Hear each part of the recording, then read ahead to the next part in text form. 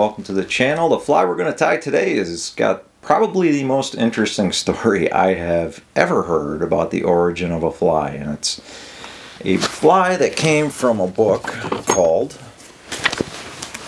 Trout Fishing by Joe Brooks, and this book was actually what got me into fly fishing and fly tying as a kid, and I thought it'd be fun to do some flies out of the book, so here we are today. So if you stick with me to the end, you'll hear the whole story behind this fly. It was originated in the 1800s in England. So come on along, let's tie one of these things and see what it looks like and see what the story is. This is the fly that we're making, and it's called a Tup's Indespensable. And out of all of the stories I've ever heard about various origins of flies, this one's probably the weirdest. Okay, let's make one of these and see how it all turns out. Do a real tight wrap of thread going down the whole shank of the hook. And I've got a barbless hook on for this one. You can do this on a regular standard dry fly hook. I've been messing around with the barbless ones. And as I tie this, I will kind of do my best in a PG sort of manner to explain the whole thing. So it turns out in the 1890s in England, and the farmers had a way of, they were the sheep farmers, had a way of watching their sheep to see which one of the females had been bred by the ram. So what they would do is they would take a red dye and they would coat the ram all the way on, under his underbelly, all the way back into his private parts with this red dye. And then they would go out the next morning and they would look for the, I guess, female sheep or ewes to see who had a red back. And that was the one that the ram was with the night before. Which, when you think about it, it's kind of brilliant in a way. And farmers come up with some really interesting common sense ways of doing something that gives them information. And that was how they did that. And they called the ram a tup. So along comes a fly tire. So we got to make the body is just the thread. So we're going to do a couple back and forths with that. Just get a nice tapered body. And what I do is I go back not quite all the way to the end, and then I'll go back again and stop a little bit ahead of where I stopped the last time, and just keep doing this and just build up a tapered body. So that's good.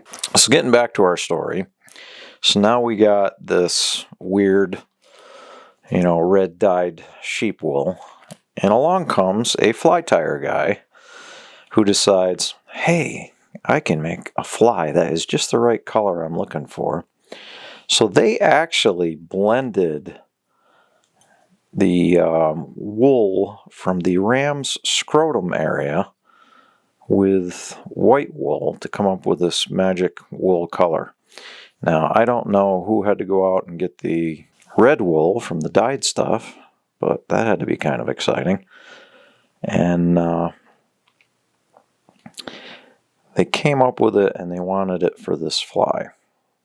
So I've got kind of a pinkish dubbing blend that is just about the right color. So I'm going to bring that in here.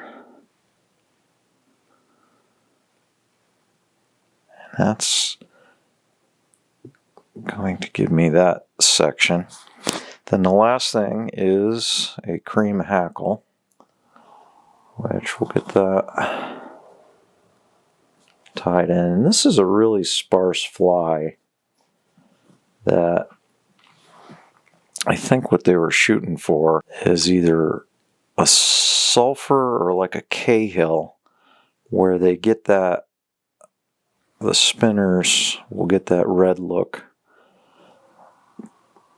in their thorax.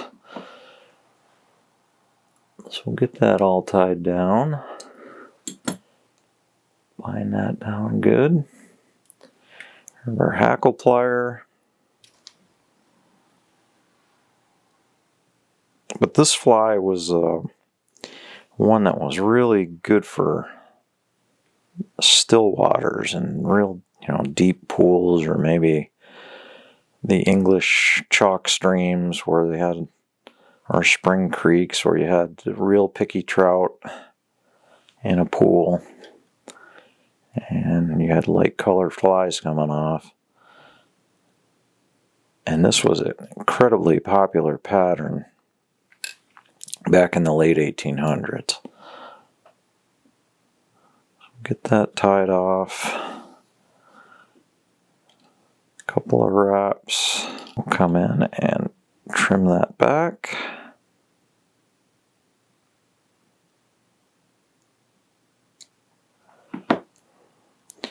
Pull everything back.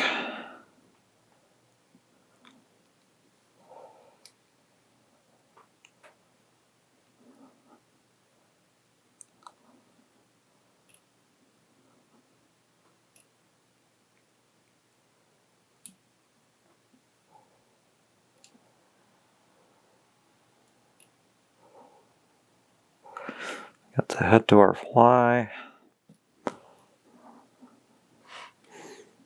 Got one pesky hackle fiber.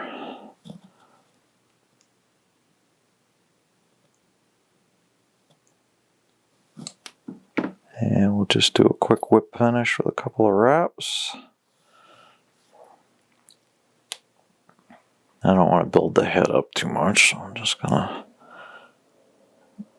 do about 2 wraps.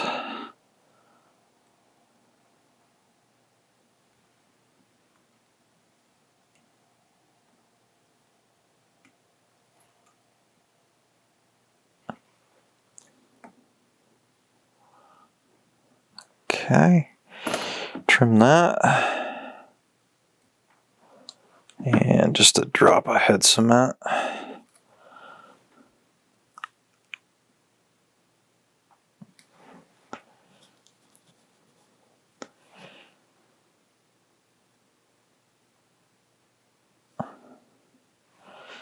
And there you have it, a Tup's Indespensable.